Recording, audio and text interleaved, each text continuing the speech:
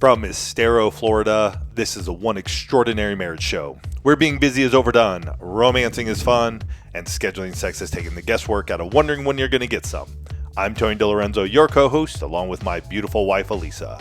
From coast to coast and around the world, thank you for joining us. It's time to talk sex, love, and commitment. Give us a call or text us on the HUG hotline at 858-876-5663. Or send us an email to hugs@oneextraordinarymarriage.com. In today's episode, we're addressing the silent treatment, one of the most common and destructive patterns of conflict in marriage. We're diving into the research and giving you practical tools to break this cycle. And there's a quote from Dr. Kipling Williams that says, "Being noticed is so close to being loved that they sometimes feel the same. Being ignored is just as powerful."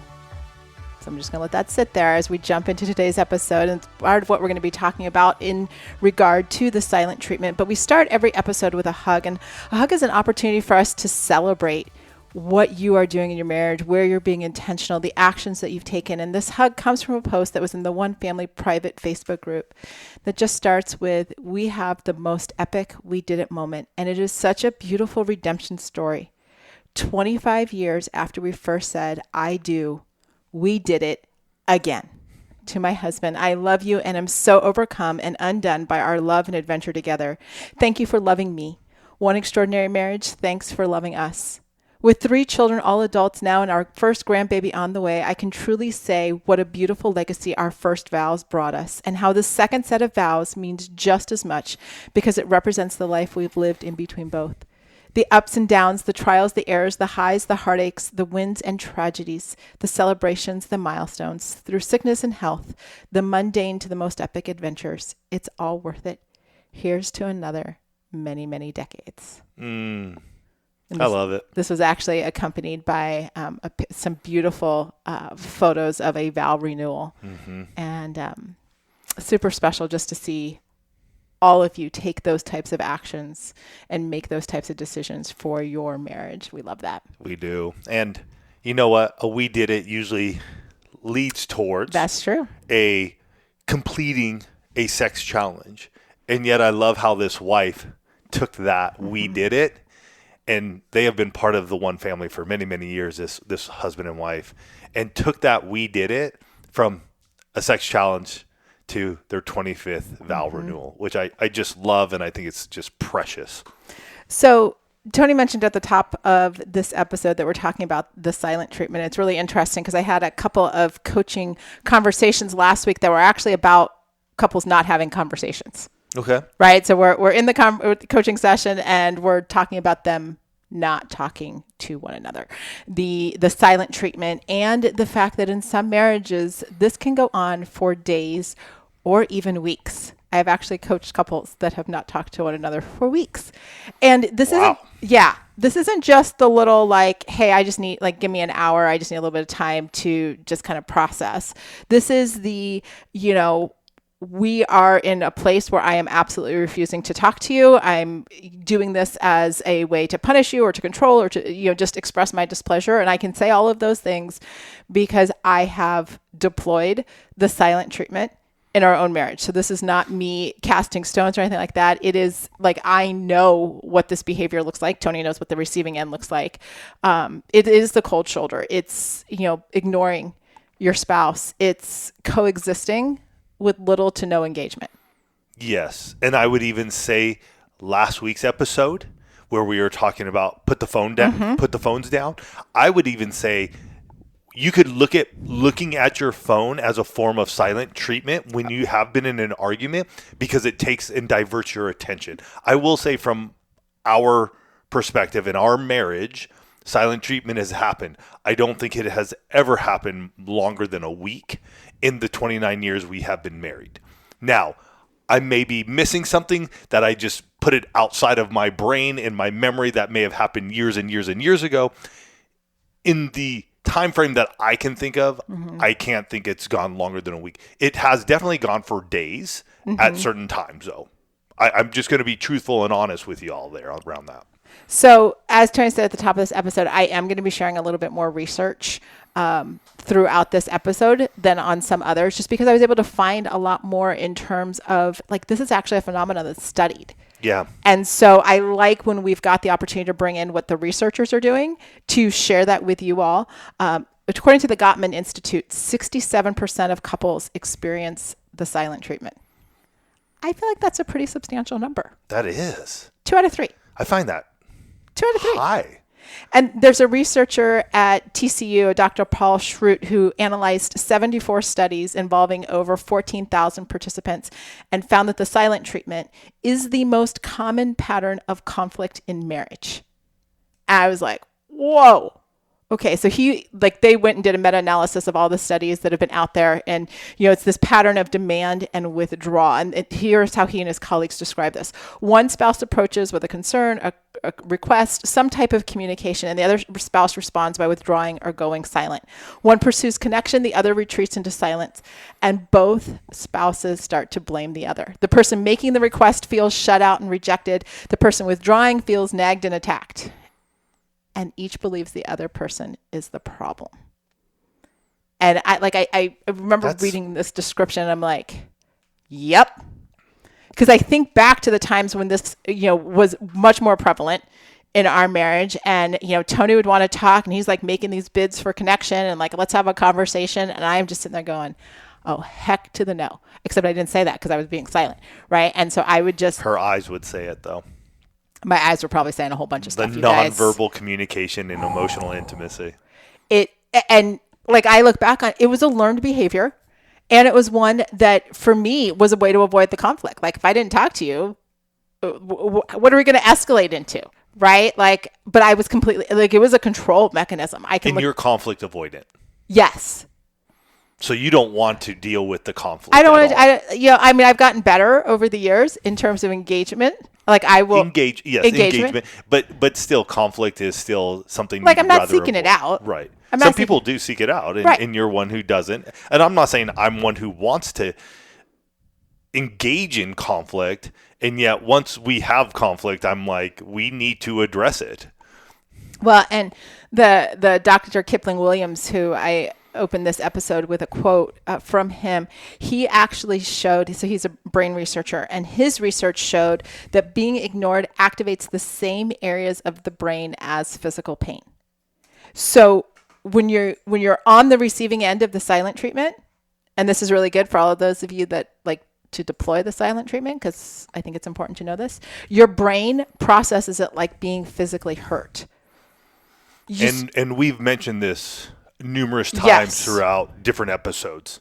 Right. And here's this like little subtle side part of the silent treatment is that sometimes it can be masked, right? Like sometimes you can kind of hide it because you're like, somebody will say, well, are you ignoring me? And the response could be like, no, I'm just tired or I don't feel well. And so we're not actually even addressing the situation. It's just this like subtle, like, I'm not talking to you. Yeah. Yes, you are. I understand you have to give a few words there, but you're not engaging in trying to find a solution. You're not engaging in the communication. You are at like that bare bones logistics level. And you all know what I'm talking about. Because if you are doing the silent treatment and you have kids, you will be super sharp, super short, and only use the bare minimum of words.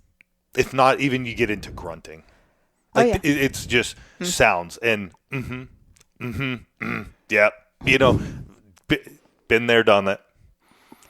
And, it's so, you brought up the conflict avoidant thing, and there was another statistic that said, according to the research, 40% of people admit to using silence as a way to avoid conflict.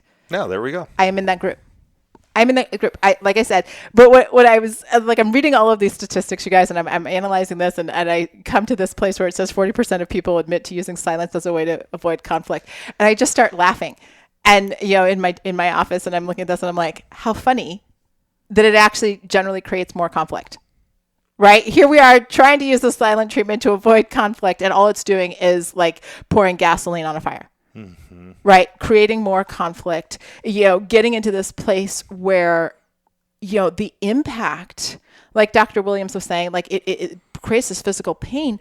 But when you're in this pattern, there is this research or scientific term that they call strategic ambiguity when you're in this place of the silent treatment.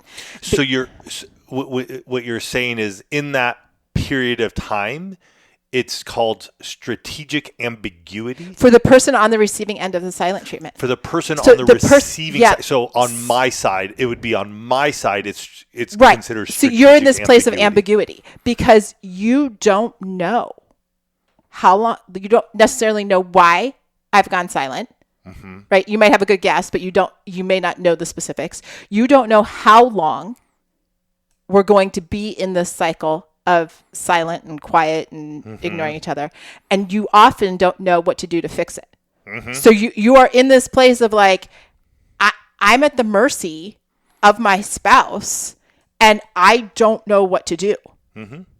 That's the ambiguity part. Yeah. No. I was just trying to understand which side that was coming from. Yeah, that's on the receiver side. It like that makes total sense. Which then creates anxiety, feelings of rejection, self-doubt, questioning, trying to figure out are we still a couple? Like if this is a pattern that repeats itself often in your marriage, people are going to start questioning the strength of the marriage because there's no engagement. Right. And in that, it starts to create greater emotional distance. It erodes the trust. It makes everybody feel lonely. And the overwhelming cracks in your emotional intimacy pillar start to really become not just like a little sidewalk crack. These start to feel like the Grand Canyon. Mm-hmm. When this communication style, a conflict avoidance style is allowed to just keep festering. And I think in a lot of marriages too, and I can speak this for myself, that when we were, have had those seasons in our marriage where we've been super, super dysfunctional, that this would pick up steam, right? I would default to this much faster because I didn't have the vocabulary. I didn't have the words. I didn't have the skill set to be able to engage with you. Correct. Which again, I'm still not like running into conflict, but I can handle myself and engage much better now than in the early years of our marriage. Absolutely. Yeah. So all of these aspects, all of this research comes together. And I know that there are some of you that are right now thinking, okay, Lisa, Tony, I get it. But sometimes I'm so overwhelmed that I can't even speak. And that's normal, right? You have these emotional flooding. The question is, what do you do? Right? How do you break this cycle and go from, we haven't talked in days or weeks to being in this place of saying, all right, we're going to deploy a different strategy. We're not going to deploy the silent treatment as a strategy. We're going to try something different. We're going to talk about that after this break. The family that vacations together stays together. At least that was the plan. Except now the dastardly desk clerk is saying he can't confirm your connecting rooms. Wait, what? That's right, ma'am. You have rooms 201 and 709. No, we cannot be 5 floors away from our kids. The doors have double locks. They'll be fine. When you want connecting rooms confirmed before you arrive, it matters where you stay. Welcome to Hilton. I see your connecting rooms are already confirmed. Hilton, for the stay. This episode is brought to you by Indeed. When your computer breaks, you don't wait for it to magically start working again. You fix the problem. So why wait to hire the people your company desperately needs? Use Indeed's sponsored jobs to hire top talent fast. And even better, you only pay for results. There's no need to wait. Speed up your hiring with a $75 sponsored job credit at Indeed.com/podcast. Terms and conditions apply. We're back, and we're discussing how to break the silent treatment pattern and rebuild healthy communication in your marriage. And I won't say I'm a recovering silent treatment individual. I will say I'm getting better. Oh, I think you're a ton better now. That's why I'm saying, like, I can't remember it. I mean, there are still times when things happen, but I think it's the old either like hungry, angry, lonely, or tired. Halt. Yeah.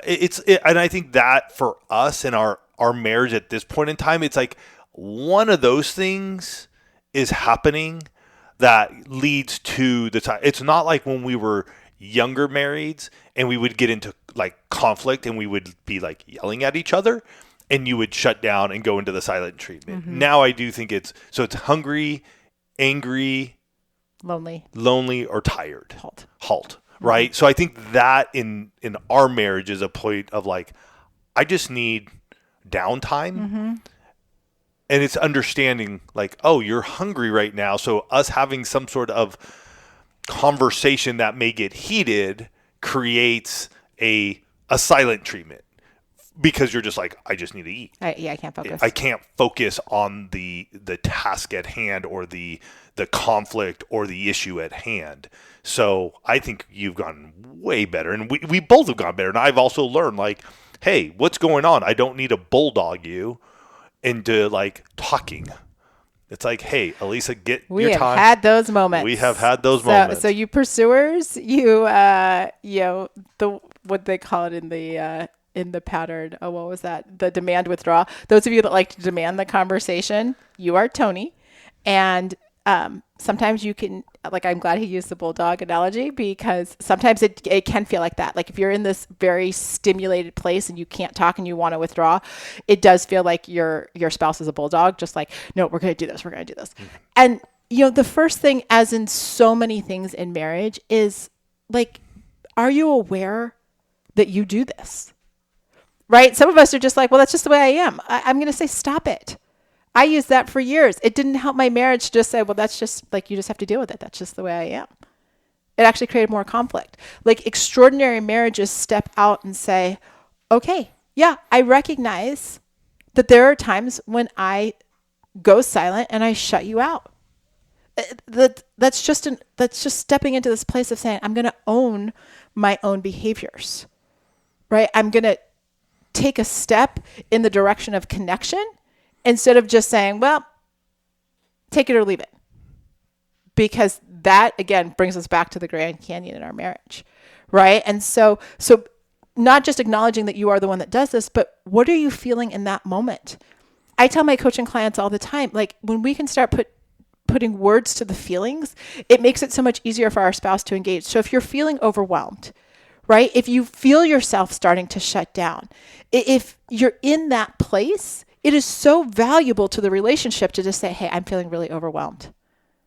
I can tell my body, like I can feel all of the things that I do when I want to shut down and, you know, check out, walk away or whatever. And I didn't say this at the top, but can I just say that this can go both ways? This is not just, should have said at the very top of the episode, this is not just something that women do. This is not just something that men do. And depending on the situation, it can flip-flop in your marriage. Because there have been times that I have also gone silent. Also, it's less than Elisa, so we find when we're speaking, it's more we can see it because the pattern. And yet, over our 29 years of marriage, there definitely have been times when Elisa has angered me, upset me, frustrated me, where I go silent and I walk away and I'm just like, I'm out of this. Like I'm not in this anymore. Mm-hmm. And so, yeah, this either way, it can happen. So it's important to address what you're feeling and also to commit to coming back to the conversation, right? I talk about this a lot in 6 Pillars of Intimacy, the conflict cycle, right? Where if you're like, hey, I need half an hour or I need an hour, if I'm in that place where you're asking for time, but you don't come back, the person that's demanding attention will pursue you. But when you come back, you actually build trust that you will re-engage. And that's why I'm saying, like, if they've asked for space too, if your spouse has asked for space, give them their space. You pursuing them in that moment is just, it's throwing matches into the fire, people. Mm-hmm. It's doing that. Then it's having a plan before you get there. Right? Because as you're developing this new skill, it's important to go, okay, how are we going to handle this if you start to feel that way? Like I talk to a lot of people about what their body feels like when they want to run away, when they want to go into the silent treatment. And some of you feel it in your stomach, some of you feel it in your head, some of you start clenching your jaw. I always know when Tony is agitated in some way, especially if we're in the car, because he starts putting his hands in front of the vents. Which hasn't happened in a long time. It has not. But that used to be a really big tell. Oh, it was a huge tell. But it's interesting, like you say that, and I haven't had that in a long time. That's probably a good thing. Yeah. That's probably a good thing. But then those are what our rules are, right? Like we're not going to, your rule may be this isn't going to go more than 24 hours, right? You might step into that place of saying, hey, this is our agreement. When I say I need 20 minutes, I'm going to come back to you in 20 minutes. I may need longer, but whatever it is, write down what your agreement is. Create a communication agreement. It may be the first time that the two of you have even thought about this concept. How are we going to engage when tensions run high? Mm-hmm. We do it in business. We do it with, sport. Like, there are all of these other areas in our lives where we have agreements on how we're going to handle things. And sometimes we need to bring that into our marriage. And then when you're in that space, right? Because I will say it's going to happen. It still happens to Tony and I, where we're human. High emotions. Tony and I are not perfect. This is not coming from. Well, I am. Okay. Well, yeah, that's typically Tony's answer when I say we're not perfect. That is a joke, everybody. But ask for that. Ask for what was in the communication agreement, right? But I will say this. If you've asked for time, and this is really important, especially as someone who has defaulted to the silent treatment so long, you need to do the things that are going to move you forward. And what I mean by that is sitting in your room or sitting outside or sitting in your man cave or whatever it is, just rehearsing all of the things that your spouse said and just amping yourself up and just getting more and more angry defeats the purpose of asking for the time. But if you get out and you journal or you exercise or you're taking deep breaths and you're thinking... Go out and pray. Go out and pray. Listen to worship music. I think that's something that I've learned over time for myself too, is in times of where I feel like there's a lot of pressure, in times of conflict in our own marriage, it's for myself, it's now going, okay, instead of rehearsing, like Elisa was saying, because I used to do this, instead of rehearsing all the things I thought I said and then what she said back, which is never the same, because I always make myself look better. And I don't know if you guys do this, but I do. It's human nature. I make myself look like I was the best trying to communicate in that situation. But that's not necessarily the truth. And what I have found for myself, being in worship music, praying, that allows me to have peace. It allows me to see another side of it, to understand my own, like, what I did, instead of putting the pressure on Elisa and what she did. It's like, honestly, like, God, show me what I was doing in those moments. Wow. And help me to come back to Elisa with grace and with love and with peace, and let her know that I love her. But I need a change of heart right now, because right now I'm a little calloused. I'm a little frustrated. And I need wisdom and knowledge before I go back into this conversation with her. And that can take some time. And I'm not saying it's perfect, but it is something that I have been working on more and more. It's making the use of the time so that you can come back and engage. It's not just asking for time so you can go away, be angry for 20 minutes or an hour or whatever it is, and then just come back with your anger again, because that doesn't help either one of you. And the reality is that even though so many couples report how common the silent treatment is in their marriage, what if the one family started changing that statistic? What if we, as part of the one family, said, all right, you know what? I'm going to get some skills, right? I'm going to choose to show up differently. I will tell you, as someone who used to do this pretty regularly, that it is possible to change your behavior. Not because Tony changed me, but because I've chosen over the years to change how I engage, to change how I withdraw, to change the words I use and what I do to calm down and be able to re-engage. Tony didn't do that. He didn't change me. It was choices I made. And if that's you, I'm going to tell you 100%, you can choose a different response. Mm-hmm. And if you're on the other side where you're like, hey, just talk to me, we're not leaving. You can also choose different responses. You can choose to give your spouse space so that they can process and come back. It's all about the choices that we make. Yeah. I just want to say this here. I'm going to put a link into our book called The 6 Pillars of Intimacy, Conflict Resolution, The Secret to Breaking the Conflict Cycle in Your Marriage. What we have shared here, you can use this book to apply to the silent treatment or other types of conflict you may have in your marriage. So I put in a link here in the episode notes. Get it. This is the framework that Elisa has used with hundreds of her clients and how she wrote this book. And if you begin to apply this and use this in your marriage, our prayer is that the silent treatment isn't something that happens as often. Like in our own marriage, we have deployed the conflict cycle and have understood it to allow us to not be in that place time and time again, like we were probably 27, 28 years ago when we first got married. So pick up the 6 Pillars of Intimacy, Conflict Resolution. Again, a link's here in the episode notes for you. With that being said, folks, if you are dealing with the silent treatment, it is time to let it go. It is time to not allow this action or reaction to continue to create cracks in your pillars of intimacy. It's time to look at it head on and go, we can make a change. We can change. We have the ability to do something different in our marriage so we can have the extraordinary marriage we desire. Again, I'm not saying it's always going to work out. That is part of marriage. We are on a journey. And yet, if we could decrease the silent treatment in your marriage from, say, 10 times a month to 2 times a month, would that be a change in your marriage? What if we could decrease it from 4 times a month to 1 time a month? Would that make a difference in your marriage? I would say yes. And so, look at this. And when I say look at this, you personally look at your part in the silent treatment. This isn't a time to point fingers at your spouse and say your part. What is my part when it comes to the silent treatment in our marriage? You guys have yourselves a fantastic week. We'll catch you next week. Love you guys.